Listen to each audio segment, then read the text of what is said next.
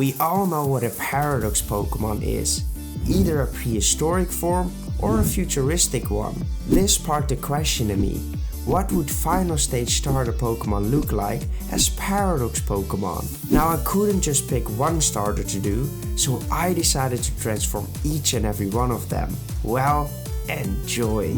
Our first evolution is for Sharpened Gunk. We started out by adding the features we used for the first two stages, like the pink back spikes, the tusks, and we gave him those tiny claws. I do have to say that it was actually quite difficult to bring back the tusks into the design, since there was one big detail which the first two stages didn't have: the tongue. We decided to give his tongue a lot of spikes to make it feel like he could stick to things, pretty similar to a cat's tongue. It is kind of funny that we're already noticing the difference between making final stages and making the first or even the second stages. The design of the third evolutions is a lot more complicated, which sometimes makes it difficult to add more details into it. For the colors of the body, I thought it would be a cool idea to make it slightly darker with each evolution. It also helped the pink color stand out a lot more. Greninja does add another accent color to the palette, but I decided not to use it in order to keep the dark aesthetic. Stealthy Toxin. Evolution made this Pokemon one of the most cunning and patient, yet violent creatures in Area 0. It can move at astonishing speeds, but can also stand very still, making absolutely no sound to ambush its opponents. It creates star-shaped weapons from the poisonous spikes on its body, which it can throw with enough force to pierce a large boulder. I think we've created a good third member for this evolution line. It definitely still resembles Greninja, and we were able to use all the design features we used on the first two stages. I can already tell you we made a big mistake for this piece. I had an incredibly cool concept in mind, but I totally forgot that I was supposed to fit it in the evolution line. My goal for the Decidueye was to make him look like a ghostly electric type with translucent legs. We even built out this concept until the point of coloring, but at that point I realized that we went in the wrong direction. Even though it is a very cool design, it just completely ignores the features of the first two stages. We also gave him quite a few details, which made him look a bit more like a past form as well. I didn't want to make a new concept, because I do still think it's a pretty cool paradox form. We eventually decided that we might be able to bring back at least some evolution line feeling by changing his colors to fit the first two more. Iron Archer. Upon evolving, this Pokemon turns into a vicious hunter. It uses its intelligence for dealing with its prey. The eyes of this Pokemon seem to be able to focus to the point of perfectly seeing 30 kilometers away. They're able to hear the most quiet of sounds in their surroundings. Once they detect their prey, they shoot out a spirit-like lightning bolt, which takes out even the biggest Pokemon. We're thinking that the same energy it uses to attack keeps them awake at all times as well. Like I said, this design is pretty cool, but if we're talking about an evolution line, I really failed on this one. We did make this piece before almost all the second stages, which helped us a lot to make most of my designs a lot better.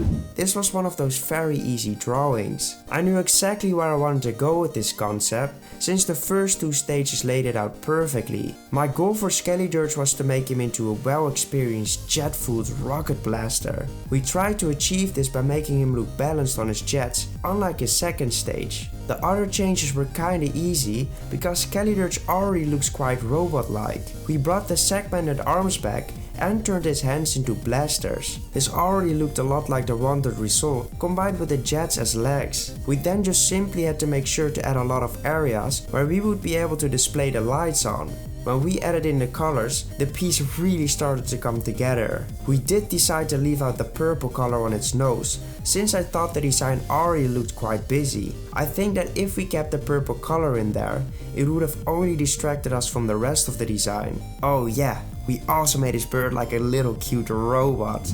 Iron Inferno. The energy which was contained as an egg in a Pokemon's previous stage now powers up a small device that it uses for tracking purposes. The drone is easily able to keep up with Iron Inferno's speed and sends the scanned information through radio waves. Research shows that despite this Pokemon being very ferocious while battling, it is actually very caring to its drone and previous stages. I love this piece so much. I know some of you find it annoying that I keep complimenting myself, but you have to understand that I wasn't able to make these type of pieces a few months ago. I'm just so happy with the progress I've made, and guys, I'm really not trying to blow my own horn.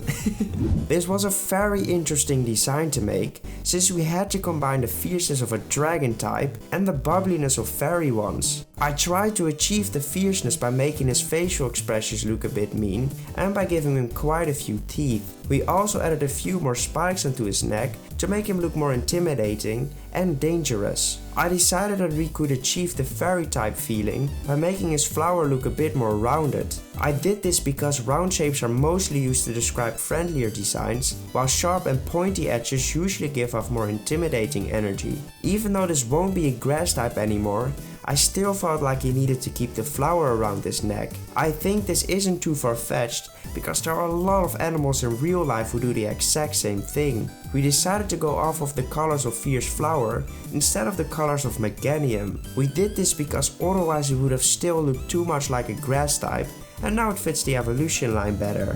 Craving Giant. In ancient times they were one of the most ferocious predators. They are very good at camouflaging themselves regardless of their big size. Even though this Pokemon is very strong, it can still be defeated by larger groups of Pokemon, since its attacks are mostly focused on one target at a time. I wouldn't really say this is my favorite line, because I do still think they're quite forgettable. I'm not sure if that is because my designs weren't good enough, or if that was the issue of the original Pokemon. I wanted to do something different for this piece. Mega Swampert is my favorite design out of all the designs in the entire franchise. It makes me quite sad that I might not be able to ever see it back in the games. This is why I decided to base this evolution onto Mega Swampert instead of the regular one. I knew I could do that because they did the exact same thing for Roaring Moon. This means that it will also have a higher stat total than the other final stages I made. The design itself went by pretty easily, because if you look at the regular design, it already has a lot of robotic features. I was able to add onto it by making his arms look a bit segmented and by adding a few lines into the design, which gave it a lot of depth. Take the lines above his eyes for example. They are just simple straight lines, but it instantly looks more 3D. I was biased about this design from the start, but I fell in love so hard when I dropped in the colors. The mix between the robotic shapes and colors and the colors of regular Swampert makes it look incredible. I also tried to make the shading look a bit more reflective than I usually do, and I think that finished up the design perfectly. Iron Bulk. This Pokemon is designed to assist as effectively as possible during disasters related to water, like floods, dam breaks, or mudslides. With its immense strength, it can easily move rubble and debris. Even though this Pokemon is not a water type anymore, it still swims at extremely high speeds. I'm gonna be honest, I don't think I'm going to top this design. At least for me. I don't really have too much to say about this design. We just repeated all the steps we did for the first two forms. I did swap the swords away from its neck because I didn't think they would fit there anymore. I definitely wanted to keep that element, so I brought it back at the tip of its tail. At the end, this design was just meant to become a snake, built out of segments, and I think we've nailed that concept. The colors are just the same as the middle stage, but the shine is where this piece actually shines. Iron Serpent. The tail of this Pokemon is strong enough to cut through steel objects. However, they usually use it to groom themselves, cutting away imperfect pieces of steel to make unique patterns. In battle for territory, these Pokemon compare each other's style instead of traditional battles. The Iron Serpent with the longest and most unique patterns is most likely to win. I am actually quite happy with this piece. It isn't necessarily the most unique thing you ever see, but I think it works just right. I got a lot of requests to keep this line quadrupedal, and I really tried to do so. I tried tweaking the pose of Torracat, but it kept looking like a fusion between the two instead of their own Pokemon. I spent around 1.5 hours of trying, but I just wasn't able to pull it off, so I'm sorry guys, maybe next time. However, I did make another design. I knew I would have to make it one of the best ones you've ever seen, because I just know you guys otherwise wouldn't forgive me. The goal for this piece was to make him look a lot hairier and to finish him off with incredibly big burning arms. Now that I was going to give him burning arms, I didn't want to keep the fire belt as well. I thought it would be cool to replace the fire belt with one made out of coal. This would fit his part ground type and it would work perfectly together with the fire. My idea for this Pokemon was that it would burn the coal and throw it at his enemies. Once I put in all these specific details, it was time to put in the colors. I decided to go for slightly darker variants again, and I think he looks awesome combined with the coal. Blazing Belt. Most researchers say that this Pokemon can't create fire at will. It can only generate enough pump through a lot of physical work. As a result, they tend to use strong and heavy moves to build up their fire faster. They carry cool belts on them to train their endurance and to help the fire spread faster to their bodies and the bodies of their enemies. I am still kinda sad I wasn't able to pull off the quadrupedal cat, but I do have to say that this design cheered me up quite a lot. We already decided in which direction we wanted to go for this line, swapping the grass type for a ground one. This meant that we had to figure out a way to change the tree on Torterra's back into something that fits his new typing better. My idea for this was to convert the tree into rocky mountains instead. While there were suggestions to incorporate waterfalls or small Pokemon into the design, it was important to me to maintain a size that would be feasible within the games. However, I might be able to do something with that in the lore department. I do think the concept of it being huge is awesome, so I decided to make his tongue emulate a waterfall, which would A, fit the mountain look, and B, reference real life turtle tongues that bathe in fish by pretending to be a worm. We also added in a bit of moss onto his back to give him an overgrown ancient aesthetic. I did hesitate on his colors. I wasn't sure if I wanted to go for regular Torterra's color palette or if I wanted to use the colors we used for Mossy Cliff. In the end we decided to go for the last option and use the regular Torterra colors for his shiny. Striding Hills. This Pokemon is rarely seen moving, but when it does, the very ground quivers beneath its weight. As a master of camouflage, it entices smaller Pokemon, posing as a source of water, only to ensnare them with its powerful jaws. Scientists believe that this Pokemon never stops growing, and legends say that every mountain has one of these guys under them. I'm very happy with the end result of this guy. I really like how we implemented snapping turtle aspects into the design. Just like the first two pieces we did for this line, we didn't have to make too many changes. We did have to make sure that we gave the right areas the light, so we wouldn't ruin the color palette. The biggest changes we made were the rubber patch on the middle of her body, the metallic flippers, and we decided to make her hair pink to fit our fairy psychic type. We then put in the colors, which basically stayed the same as the regular form, but with the pink hair instead of the blue one. Iron Siren. This Pokemon has many legends written about it. Some depict it as a guiding presence, leading lost divers to safety by telepathically soothing their minds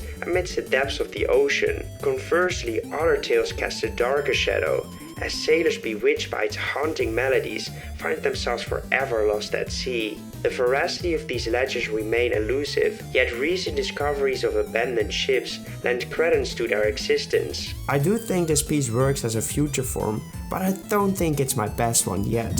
It was quite difficult to come up with a good design for this Pokemon. This was the case because we went for a scorpion tail for the previous designs, and I wasn't really sure how to implement it into this one as well. We eventually settled on a blade on the tip of the tail, but I felt like that didn't add enough. This is why I decided to give him blades on the side of his arms to give him a unique way of fighting against his opponents. Just imagine this Pokemon balancing his attack moves with the blades on his arms and tail, followed up by blocking attacks with the shield on his back. I can really imagine how it fluently switches between attacking and defending, almost like Aegislash does. I also made sure to make his shield a bit spikier in order to make him look a bit more feral. We also extended his fur up until the point of it almost looking like a full-grown beard, so he would look more experienced. The color decisions I made were just a slightly darker version of the regular one, and once again, the shading finished up this piece beautifully.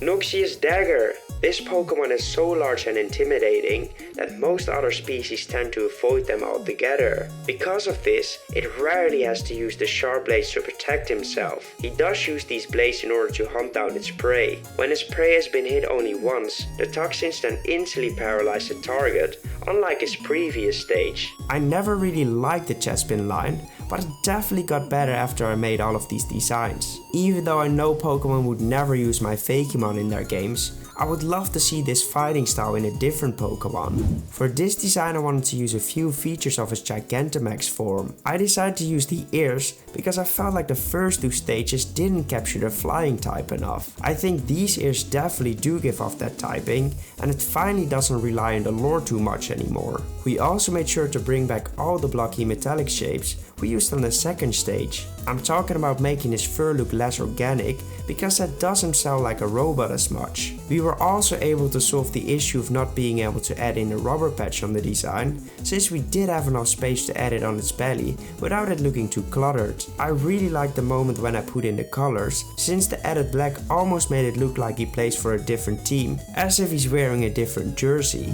I repeat, this high-flying ace has incredible aerial mobility with the large boosters in his ear. It loves to show off and bullies other Pokemon by shooting fireballs from above. I know Iron Feet isn't the best name, but I couldn't use the word striker because we've already used it for Combusken. I just wasn't able to come up with a better name.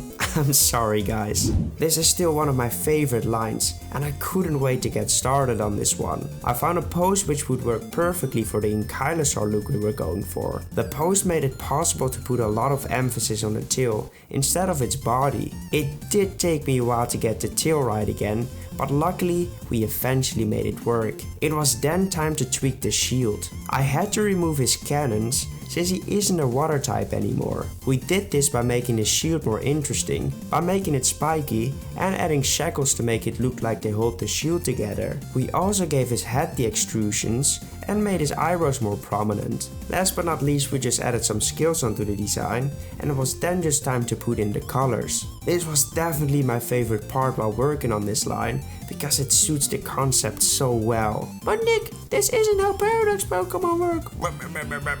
I know, but this looks so much better. Battering Beast. This Pokemon never backs down from a fight. It would do anything to protect its previous stages. The tail of this Pokemon has been proven to be strong enough to smash even the hardest materials into a million pieces. I have decided that this line is perfect. It's okay if you don't agree, but I think it's freaking awesome. You guys have supported this series so freaking well, but still only less than 14% of you is actually subscribed. I know it's annoying to be asked to subscribe, so let me make it up to you. I've already said I was going to do the legendaries and mythicals, so if you guys get us up to 10,000 subscribers before the end of July, I will do all the pseudo legendaries as well. Thank you so much for the support. And let's continue. After the upgrade of the first form, Kulava definitely deserved to get his fitting evolution as well. I wanted to give this design something extra, because otherwise it would have looked too much like the second stage. I tried to do so by making his gloves a bit more blocky, and I thought it would be cool to bring in an entirely new detail. I gave him holes in his chest to make it seem like he would have blazing energy running to the core of his body. I did this because regular Typhlosion already looks like he has this feature, so why not make it clear he has this explosive fire power. We also made some of the rest of his shapes blocky and then just added in the colors. I tried to make the colors a bit more grey, since that fits the robotic theme of course. We also added in yellow into the lighted parts, because it wouldn't really look like flames otherwise. Iron Eruption. This Pokemon was first designed to monitor volcanic areas where it would normally be too hard for humans to go to. Researchers eventually abandoned this Pokemon due to the amount of fuel it required, leaving them out to die close to the volcanoes. However, Iron Eruption found a new source of fuel, lava. If I had to critique myself, I would probably say that the 3D aspect of the drawing could have been better. I'm talking about the holes in his chest, but I do think the end result still looks sick. At first I wasn't really sure what to do with this piece, since it's kinda difficult to work with such a slender design. We got over that issue by just falling back onto the things we've learned so far. Just look at the previous stage and start adding those features back into this one as well. By doing this we managed to make it still a lot thicker, and we added some spikes onto it too. We then brought back the jacket that we gave the second stage, and we also decided to make his cape a lot less streamlined. This really helped to make the design look less like a clothed Pokemon, which Inteleon sort of is. We also figured out that we had to address this issue even more, because I don't don't think a prehistoric form would have a clothed aesthetic. We fixed this problem by making sure he used a few less colors and by just deleting some details the regular form has. We also brought back the mask and gave his face a few more feral aspects to it. For the colors I wanted to move away from the regular color palette. I still want to keep the emo vibe to our design, and the normal colors are just too bright to do that. Gripping Thief. The sharp toes of this Pokemon allow it to grip onto any surface to put power behind its stab, effectively launching it forward every time. It can adjust its course with the fin on its head, and by grabbing onto obstacles with its tail, it can change direction in a heartbeat. This Pokemon seemingly deploys a hit and run tactic when encountering threats, making it very difficult to hit. The shiny for this piece deserved to fit our lore better than the regular shiny colors would. I decided to go for Dracula colors because I think that fits the dark typing quite well. I couldn't find a good pose for Rillaboom, so I decided to try to make my own. I spent over an hour trying to get a good one, but I had to give up since I'm not good enough at sketching anatomy yet. This is the exact reason why I'm tweaking the original art pieces, so I can still make something that closely resembles the original Pokemon. Now that we have that out of the way, it was time to go back and tweak such art piece. We started out by giving him a lot more leaves on his body, especially on the part under his chin, where it now looked like he has a beard. We also experimented with more leaves on his back, but that just cluttered up the silhouette, so we decided to move away from that idea. We did still want to do something with his back, but it had to be different from these leaves. My first thought was a skull-shaped drum, but from this side you wouldn't be able to see what it was supposed to look like. This is why I opted to give him a huge bone as a powerful drumstick. I still think that this was the best option, since it really fits the evolution line. Other changes were bigger leaves on his arm, clay bracelets, and we extended the spikes on his shoulders. Booming drums. This Pokemon is very aggressive until he has found the right bone to play music with. It can sometimes take them years to find one, and they have to slaughter many huge Pokemon in order to get the perfect one. Once they found their bone, they are very friendly because they can express their rage in their music. This piece almost made me lose my sanity. I hate it when I'm not able to do something, so it sucked not being capable enough to make our own pose. I am very happy with the end result, but man, please don't do that again to me. Our piece for Duat is still one of the best future forms we made. It didn't lose the feeling of the Pokemon, but it isn't just a robotic version either. I wanted to make sure we made that happen for this piece as well. We tried to do so by giving him the blade onto his head, which makes it look a bit more natural. The biggest other changes were made to his belly. We made sure to add some depth to that area by using the metallic line trick we learned from studying Iron Hands. If you're not sure what the trick is, let me explain it to you. The main thing you do is draw a simple line above the shape you want to give the 3D look. Make sure your line follows the direction of the shape. If it's a square shape, you will have to use a straight line, which you can see in the upper part of his belly. If it's a round shape, you will have to use a rounded line. This can be seen in the middle of his belly. After that, you will need the shade in that area to give it the optimal look. Et voila! Your piece looks a lot more robotic. Iron Samurai. This Pokemon is a very noble and hardened creature. It will only fight opponents which it finds equal to them. If two of these species come across each other, they have an hour-long battle to see which one of them is superior. Once the outcome of this battle is clear, they greet each other with respect and go back on their way. I'm not sure if everyone will agree with me on this, but I think this is a perfect future form. I've really managed to fit in all those robotic shapes, but we also added something extra, which most of the future forms do. I think that Charizard might be the only one who actually gets a real Paradox form, since he wasn't shared on previous gimmicks either. I do actually love most of his other forms, so I thought it would be cool to merge all of them together into a Paradox form. We did still have to make sure we also added the features of our Charmeleon form into the design, since it does still need to fit the evolution line. We started out by using the Mega Charizard Y form as a base. I love this design a lot,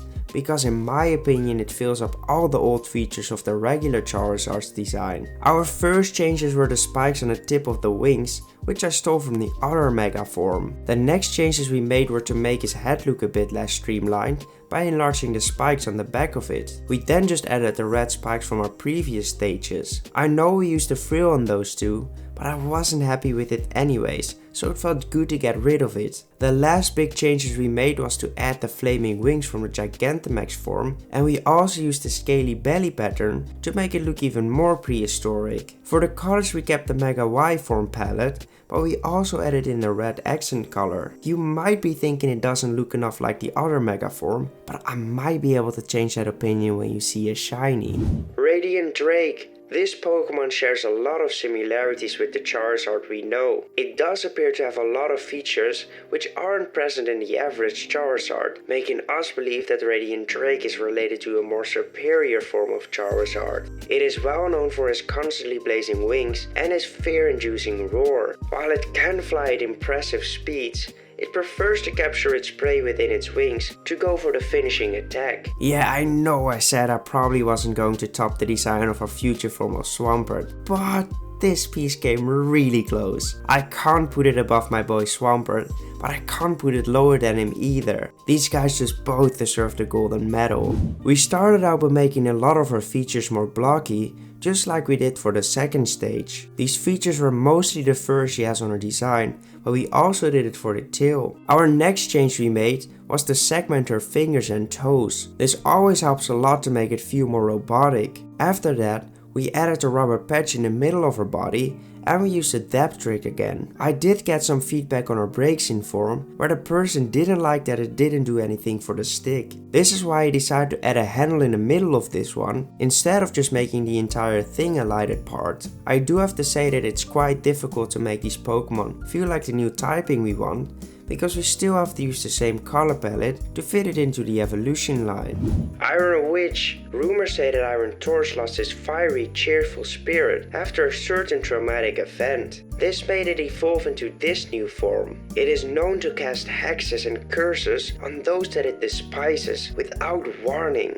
This only causes misfortune to those unsuspecting of its immense mystical powers. I've never really loved Delphox before, but when I see the shiny of this form, I could actually see myself using this Pokemon. This was one of those pieces where the objective for it was so clear from the start that it wasn't really an issue to put it onto paper. We used the exact same feature changes we did for Monferno, like the detached arms and the segmented tail and fingers. We did do something different which we didn't do for Monferno, which was making the fur look blocky like we did for many of the future forms. I did struggle a bit on designing the right color palette. Regular Inferno uses a lot of white in the design, but that just doesn't really look good with the added black colors. This is why I decided to make his feet black as well, to hopefully make it look better.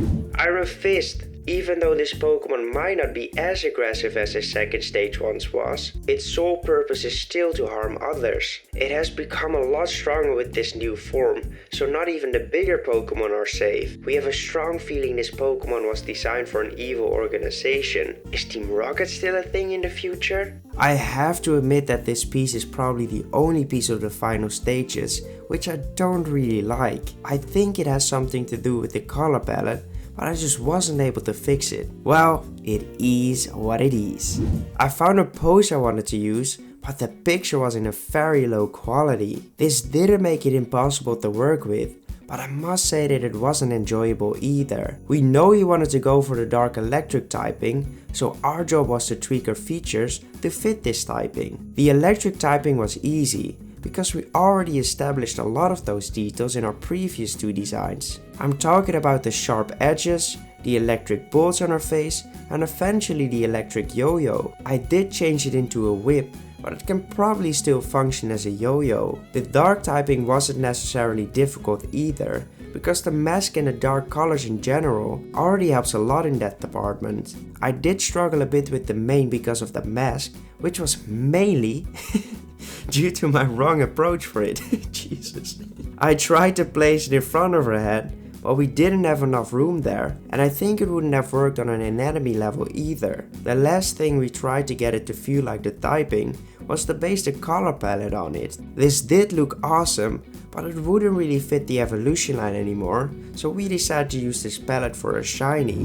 Bolting Mage. This Pokemon uses its whip as a weapon to electrocute other Pokemon. It has a very high understanding of controlling electricity, which it teaches to their previous stages in order for them to evolve faster. Even though they can control electricity very well, they do still like to test their limits, resulting in a lot of damage around their habitats. In the end, this piece really came together, and I feel like it's a good final stage to finish up the line. I decided to use all the Mega variants for all the final stage Hoenn starters. I did this because Hoenn is my favorite region, and it still has the best set of starters of all time. The goal for this piece was to implement a few venomous features and to make it look a bit more like a dinosaur in general. We started out by drawing in the tongue, which is a big part of this evolution line. We followed this up by adding serpent-like fangs into his mouth, which suddenly gave me an idea for the entire concept. I could really see this Pokemon act like a rattlesnake, so I decided to make his tail a bit thinner and to look a bit closer to a real rattlesnake tail. The last changes we made were the raptor-like claws on his feet, the claws on his hand, and we changed the spikes on his arms into blades. The color palette for this creature was a bit different than a real Mega Sceptile as well. I added in a white color on his chest and his tail because I wanted to emulate a bone-like structure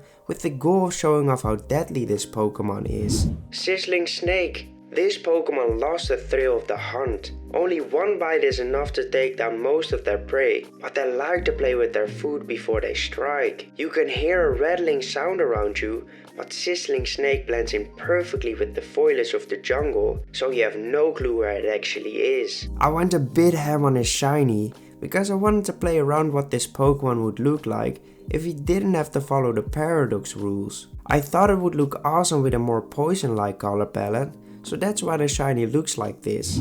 I previously said that I wanted to move this line into a Spinosaurus looking dude, but with a big chunky mouth instead of the slender ones the real Spinos had. We started out by extending his eyebrow, like we did for the first two forms. This will help your design to feel less finished and gives the Pokemon a reason to evolve into the regular form. We then made sure to give him a bigger mouth, and we also gave him sharp and longer teeth. It was then time to bring in the seal on its back, since it wouldn't really feel like a Spinosaurus otherwise. After that we extended the spikes on his head, but we made sure to disconnect it from the seal in order to bring a bit more depth into the piece. The last small details we added were the scale-like features onto most parts of his body. The colors we used were a bit different than the colors of Feraligatr. Instead of using the lighter blue for his body, I wanted to keep the shade we used for our drawings. Crunching Chomp.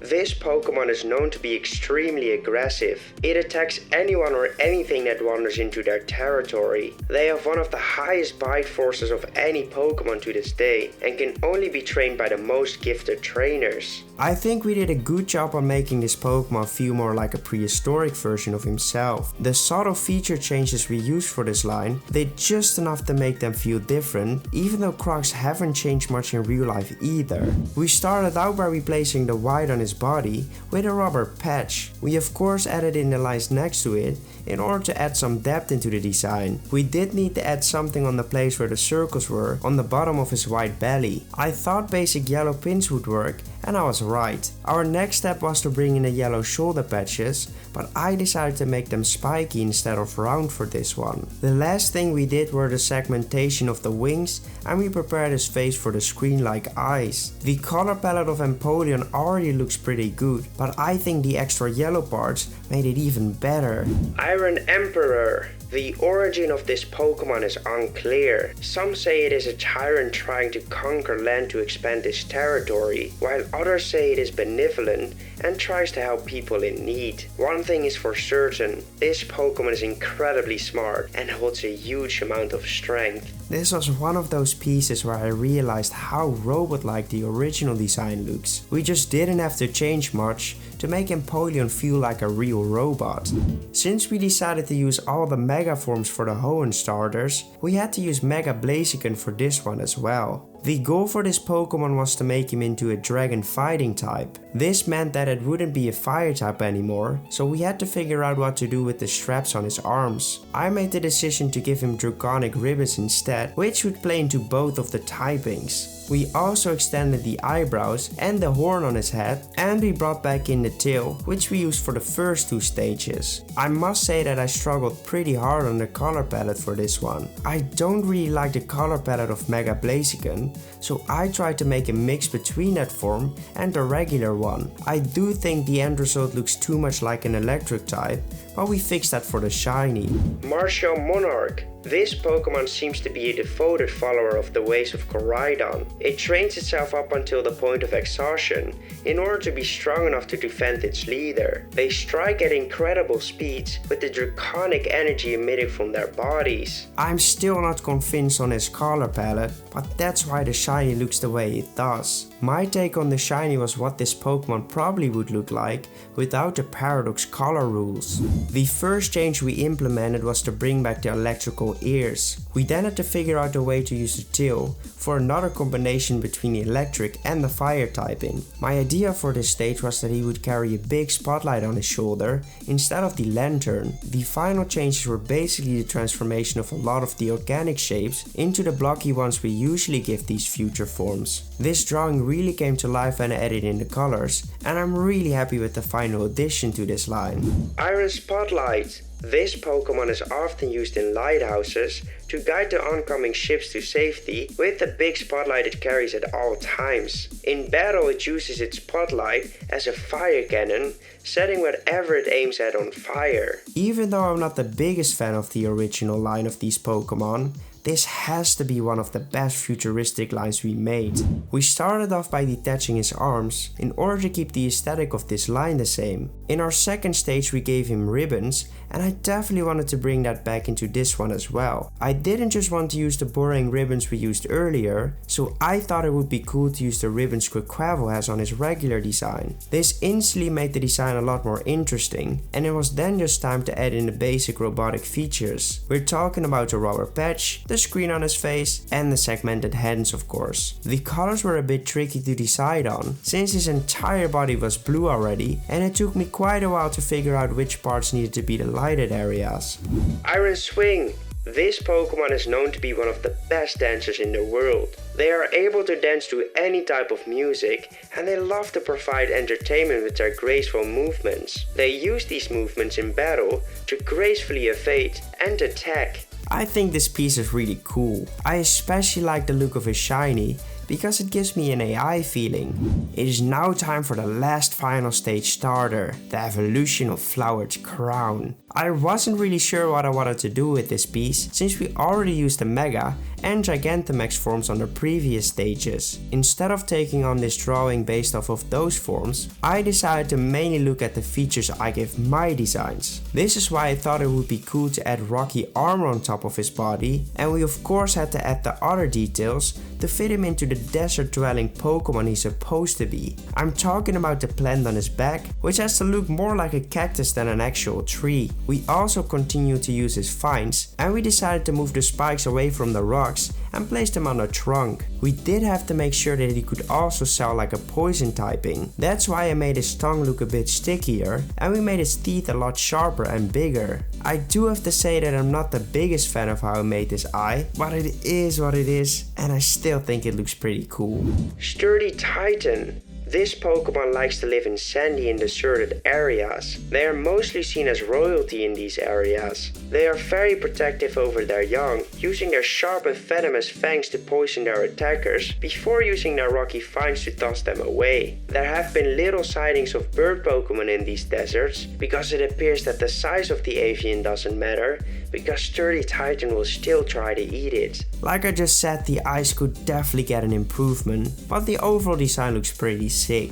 Well guys, these were all the final stages. Only the Pikachu and Eevee line left, which you will be able to see in the video of next week. Let me know which design was your favorite, and goodbye.